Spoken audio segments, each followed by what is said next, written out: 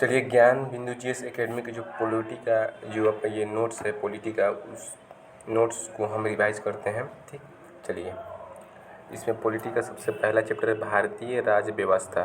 देखिए, भारतीय राज्य व्यवस्था जो है वो भारत में जो संविधान है, तो संविधान को राज्य व्यवस्था में सबसे सर्वोच्च मान्यता है। ठीक, और देखिए, भारत में संघीय शासन प्रणाली जो है वो लागू होता है। भारत में संघीय शासन प्रणाली को अपनाया गया है। ये जो संघीय शासन प्रणाली होता है वो अमेरिका के देश से लिया गया है।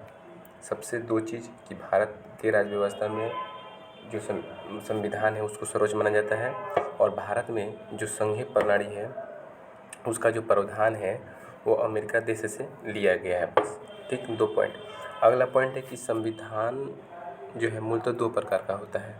एक होता है लिखित संविधान और एक होता है अलिखित संविधान। ठीक, देखिए, लिखित संविधान किन किन देश के हैं, तो यहाँ पर है अमेरिका है, ऑस्ट्रेलिया है, कनाडा है, चीन है, भारत है और इत्यादि देशों में लिखित संविधान होते हैं।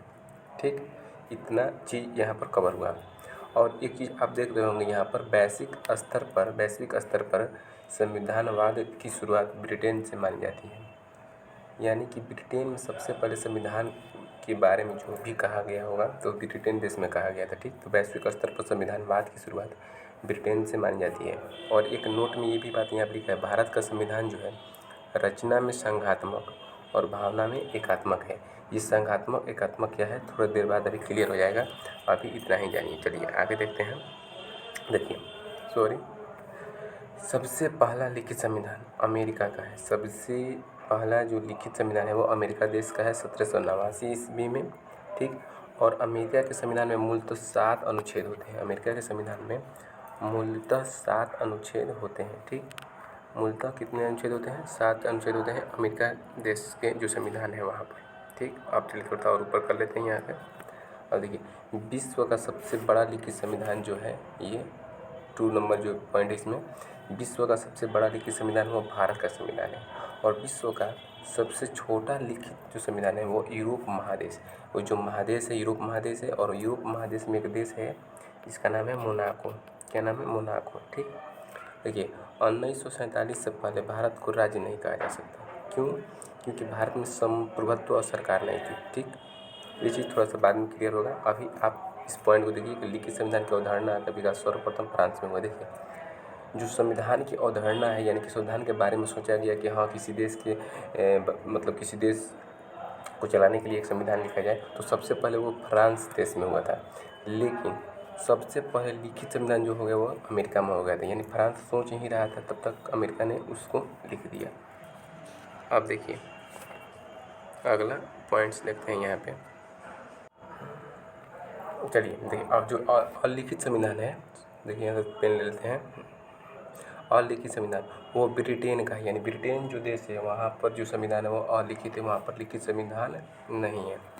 अब ये देखिए, भारतीय संविधान के निर्माता यानी कि जो भारत में संविधान है उसको कौन निर्माण किए, और आधुनिक भारत के मन्नू डॉक्टर भीमराव अम्बेडकर को कहा जाता है। ठीक, संविधान सभा में आज़ादी से पूर्व यानी जब देश आज़ाद नहीं हुआ था उस समय डॉक्टर जो भीमराव अम्बेडकर का चयन बंगाल प्रेसिडेंसी से हुआ। लेकिन जब भारत 1947 के बाद आज़ाद हो गया, यानी कि आज़ादी होने से पहले वो बंगाल के प्रेसिडेंट थे, और आज़ादी के बाद हुआ क्या कि जो बंगाल का विभाजन हुआ तो उस समय जो जिस एरिया में वो प्रेसिडेंसी से बंगाल में उस एरिया में पड़ गए जिसमें बंगाल पड़ गया। तो डॉक्टर राजेंद्र प्रसाद उस समय राष्ट्रपति थे, तो उन्होंने क्या किया, डॉक्टर भीमराव अम्बेडकर को इधर मुंबई प्रेसिडेंसी में संविधान सभा का सदस्य बना दिया। ठीक, अब चलिए एक और पॉइंट, 1757 ईस्वी के प्लासी युद्ध, यानी प्लासी युद्ध कब हुआ, 1757 में, के तहत बंगाल के गवर्नर का पद आया। यानी बंगाल में एक पद आया जिसका नाम था गवर्नर। ठीक, इसकी किस युद्ध के बाद तहत आया था, 1757 ईस्वी के प्लासी युद्ध के तहत। ठीक, उस पद पर सर्वप्रथम कौन बैठे थे, रॉबर्ट क्लाइव।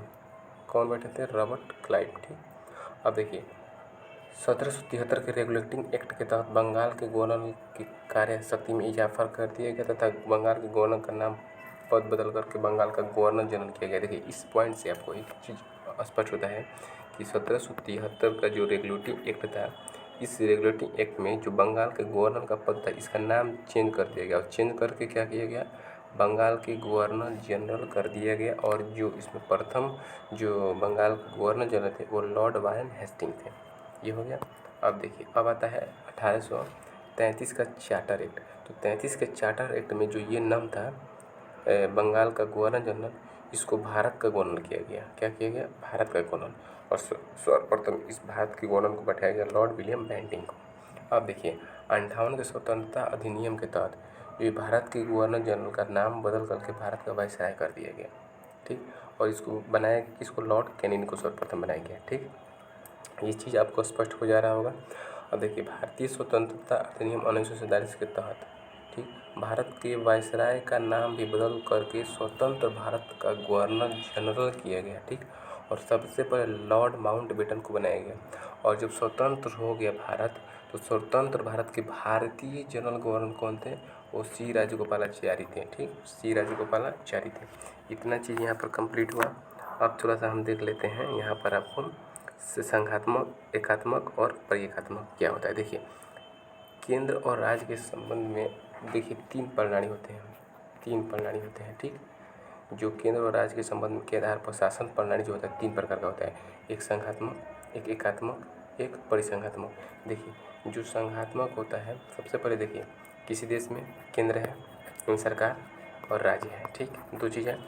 अगर दोनों बराबर उनको अनुमति मिले कि केंद्र भी अपने बराबर में सत्ता चला सके और राज्य भी अपने बराबर हिस्सेदारी के साथ सत्ता चला सके, तो वो संघात्मक एक प्रणाली कहा जाता है। ठीक, इसको क्या कहा जाता है?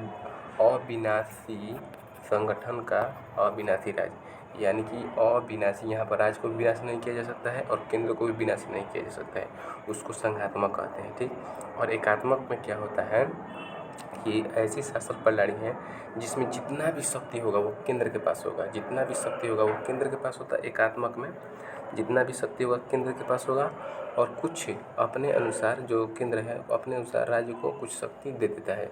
ठीक, तो इसमें क्या होता है कि एकात्मक में केंद्र के पास ज़्यादा शक्ति होता है, तो इसको कहा जाता है विनाशी राज्यों का, यानी कि राज्यों का विनाश इससे हो सकता है, तो विनाशी राज्यों का अविनाशी संगठन। ठीक, अब होता है परिसंघात्मक। परिसंघात्मक में राज्यों को ज़्यादा शक्ति होती है, केंद्रों को कम होती है। ठीक, तो इसको कहा जाता है इसको कहा जाता है अविनाशी राज्यों का विनाशी संगठन। हो गया। यानी संघात्मक, एकात्मक और परिसंघात्मक 3 शासन प्रणाली होते हैं। संघात्मक में दोनों की शक्ति बराबर होती है, केंद्र के पास शक्ति बराबर, राज्य के पास शक्ति बराबर। एकात्मक में केंद्र के पास शक्ति ज़्यादा होती है और परिसंघात्मक में राज्य के पास शक्ति बराबर होती है। ये चीज़ आपको स्पष्ट हो गया होगा। ठीक, चलिए, आई होप कि इस आप टॉपिक को पूरे अच्छे से क्लियर कर पा रहे होंगे। एक बार और आप यहाँ पर देख सकते हैं। अगर आपको कोई भी दिक्कत होगा तो थोड़ा थोड़ा करके स्क्रॉल करके इसको आप याद कर लीजिएगा, और आप कमेंट कीजिएगा तो अगला टॉपिक बीच में हम आपको रिवीजन के तौर पर बताएंगे। ठीक, मिलते हैं अगले वीडियो में, तब तक के लिए जय हिंद।